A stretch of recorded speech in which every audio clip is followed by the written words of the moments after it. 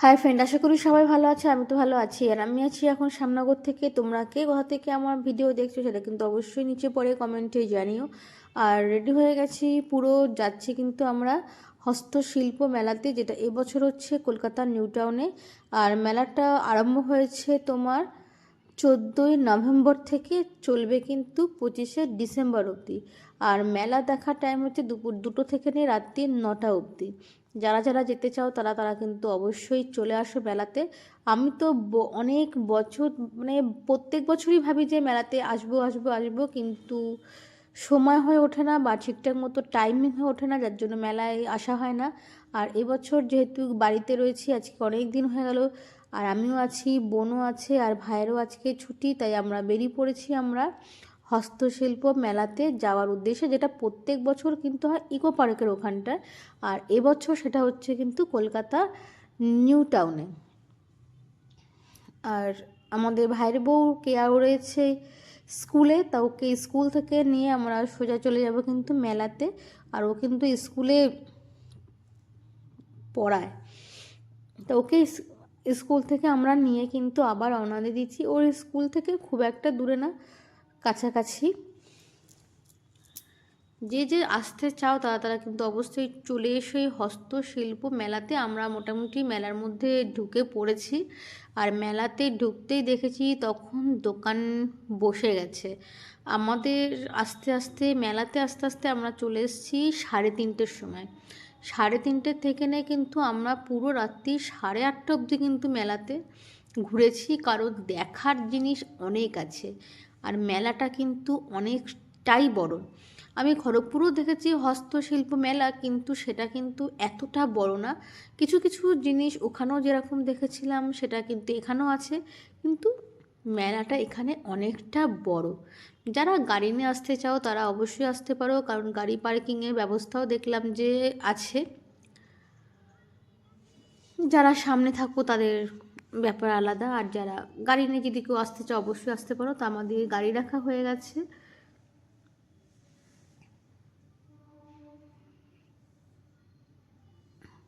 তারপর আমরা এখান থেকে সোজা যাচ্ছি হস্তশিল্প মেলা দেখতে আর কি। আর কলকাতার রাস্তাঘাট আর কলকাতা বলো, সেটা তো আলাদাই। পুজোর সময় রাস্তাঘাটে যে আলপনাগুলো দেখি আমরা সবাই মিলে আলপনা দিচ্ছে রাস্তায়, সেটাই ছিল, মানে এটা ওরা পুজোর সময়তেই দিয়েছিল, সেটা তখনও ছিল। আর এখানটায় ছিল খাবারের দোকান, পাপড়ি চাট, চা, আইসক্রিম, এগুলো ছিল সব রাস্তার উপরেই। তারপর ঢুকে গেছি কিন্তু আমরা সোজা মেলার মধ্যে। ঢুকে যেটা দেখলাম সেটা দেখে কিন্তু সত্যি অবাক, কি নেই মেলার মধ্যে। আর হাতের কাজ সেটা তো দারুণ, পাটের যেই কাজগুলো সেটাও দারুণ। মানে তুমি ডাইনিং চেয়ার টেবিলে রাখার জন্য যে ম্যাটগুলো আমরা ব্যবহার করি সেগুলোও এখানে আছে পাটের ওপরে। হাত পাখা, মানে তাল পাতার যে হাত পাখাগুলো বলে, আগের যেগুলোতে কারেন্ট চলে গেলে হাওয়া খাওয়া হতো, এখন যেরকম ইনভার্টার আছে সে কারেন্ট চলে গেলেও তোমার ফ্যান চলবে, সেটা আলাদা বিষয়। ওই হাত পাখার উপরেও দেখছি তোমার কাজ, মানে ডিজাইন করা। তারপরে তোমার অ্যালুমিনিয়ামের চায়ের যে কেটলি তার উপরে ডিজাইন করা। তারপরে হেরিকেন, তার কাচের ওপর ডিজাইন করা, হেরিকেনের যে কাজটা তার উপরে ডিজাইন করা। সেগুলোর দাম মোটামুটি তোমার 600-700 এরকম করে করে দাম। তারপরে বাঁশের ল্যাম্পশেড যেগুলো তৈরি করা ছিল সেগুলোরও দাম তোমার 700, 600, 800। আর পাটের এগুলোর যেগুলো ডাইনিং চেয়ার টেবিলের নিচেও পাততে পারো বা যে যেভাবে খুশি ব্যবহার করতে পারো, সেগুলোর দামও তোমার 2500 টাকা, 3000 টাকা, বড়গুলো আর কি। জিনিসপত্রের দাম আছে, সেটা তোমাদের দেখে শুনে দাম দর করে তো অবশ্যই নিতে হবে। আর বাচ্চাদের এগুলো এগুলো খেলনাগুলো তো ওগুলো রয়েছেই, সেটা আলাদা। ব্যাগ রয়েছে বিভিন্ন রকমের, ব্যাগের ওপরেও দেখলাম বিভিন্ন রকমের কাজ করা। আর হাতের কাজের গলার বলো, হাতের বলো, কানের যে জুয়েলারিগুলো সেগুলো ওখানে বসেও দেখছি ওরা বানাচ্ছে।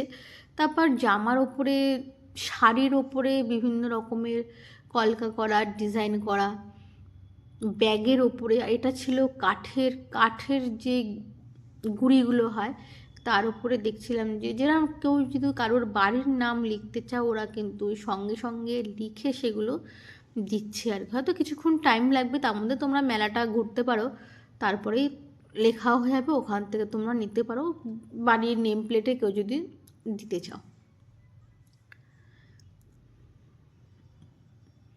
এই একটাও ছিল বাড়ির নেম প্লেট, এটাও ভালো লাগছিলো বেশ। ইউনিক ডিজাইন জিনিস যারা পছন্দ করো অবশ্যই মেলাটায় কিন্তু এসো, একবার ঘুরে যেও। যারা এখনও ভাবছো যে আসবো এখনও যারা এসে উঠতে পারোনি তারা আসতে পারো। এগুলো সব পাটের ওপরে প্যাঁচা, তারপরে একটা জায়গায় দেখেছিলাম হনুমান, আমি মোটামুটি পুরো ভিডিও করেছি।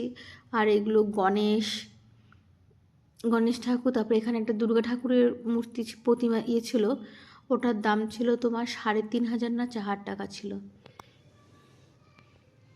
জিনিসের অবশ্যই দাম আছে, আর হাতের কাজের তো দাম অবশ্যই, তবে সেগুলো তোমাদের দেখে নিতে হবে। বেতের ঝুড়ি, বিভিন্ন রকমের ঝুড়িও ছিল ডিজাইন করা, তারপরে শঙ্খ, বিভিন্ন রকমের আইটেম, প্রচুর, মানে অনেকটা বড় মেলাটা, অনেক রকমের জিনিস রয়েছে এখানটায়, মানে দেখে তুমি পুরো চোখ ধাঁধিয়ে যাবে, মানে এত এগুলো। এখানে পুরো পালসের সেট ছিল, মানে এখানটা ছিল তামার ওপরে গয়নাগাটি, এটা ছিল ক্রিস্টালের ওপরের গয়নাগাটি, বড়ি, গয়না বড়ি, বিভিন্ন রকম ডিজাইনের বড়ি ছিল।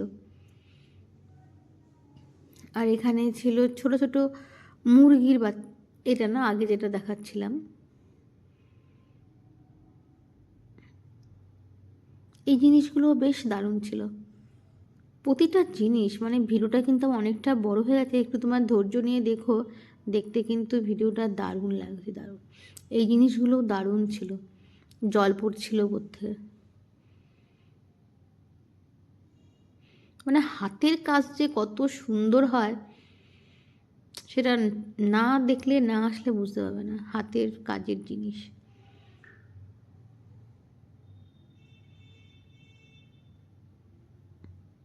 মাটির প্রদীপ, আমরা সমস্ত মেলা ঘুরে লাস্টে কিন্তু আমরা এগুলো কিনেছিলাম, এগুলো 700 করে। তারপর বিভিন্ন ফুলের আইটেম ছিল, মানে ফুলদানিতেও ফুল রাখতে পারো বাড়িতে নিয়ে এসে, ফ্লাওয়ার ভাস ছিল, সেগুলোরও ডিজাইন কিন্তু দারুণ ছিল। আমরা নিয়েছিলাম ল্যাম্পশেডগুলো,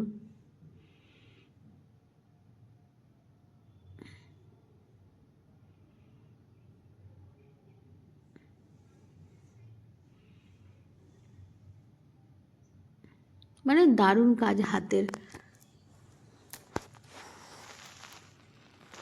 অনেকটা বড় জায়গা নিয়ে মেলাটা, আর অনেক কিছু রয়েছে দেখবার এই মেলাতে।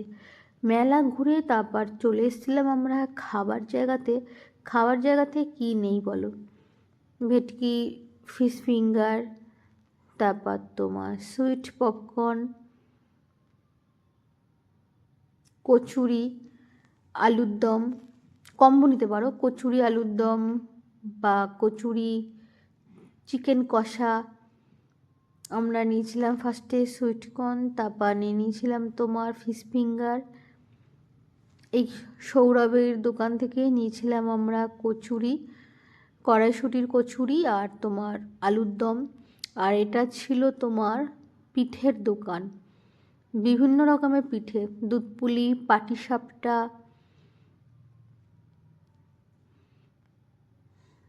দাম তোমার একটা নারকেলের যে পাটিসাপটা সেটার দাম হচ্ছে তোমার 50 টাকা। আর আমরা টুসির যে পায়েস সেটাও নিয়েছিলাম একবার, ওটার দামও 50 টাকা।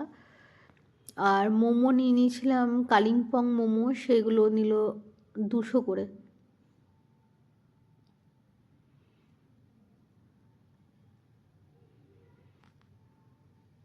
কপিস মোমো ছিল, আমার ঠিক খেয়াল নেই, ভুলে গেছি আমি। আমরা নিয়েছিলাম মেলা ঘুরে ল্যাম্পশেডগুলো, এগুলো নিয়েছিল তোমার 700 করে, 3টে নেওয়া হয়েছিল, ভাই কিনেছিল এগুলো। তারপর মেলা ঘোরা আমাদের হয়ে গেছে টাইম 9টা অবধি, কিন্তু 9টার পরেও বললো চলে। তা আমরা 8:30টার সময় ওখান থেকে বেরিয়ে পড়েছি। আর আসতে গিয়ে তো অবশ্যই জ্যামে পড়েছি এয়ারপোর্টের সামনে।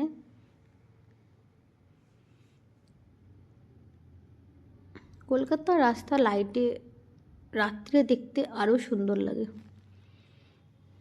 রাজধানী একদম আমাদের সেজে উঠেছে আলোতে।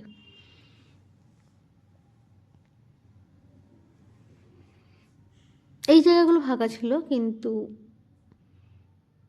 এয়ারপোর্টের সামনে গিয়ে পড়েছি আমরা জ্যামে।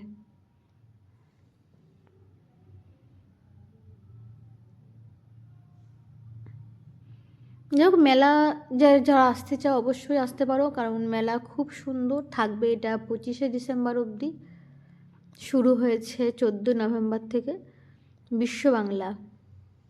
বিশ্ব বাংলাতে তো অনেক ভিডিও দেখেছি, ইউটিউবার বা যারা ফেসবুকে শর্ট ভিডিও করছে। তারপর চলে এসেছি বাড়িতে।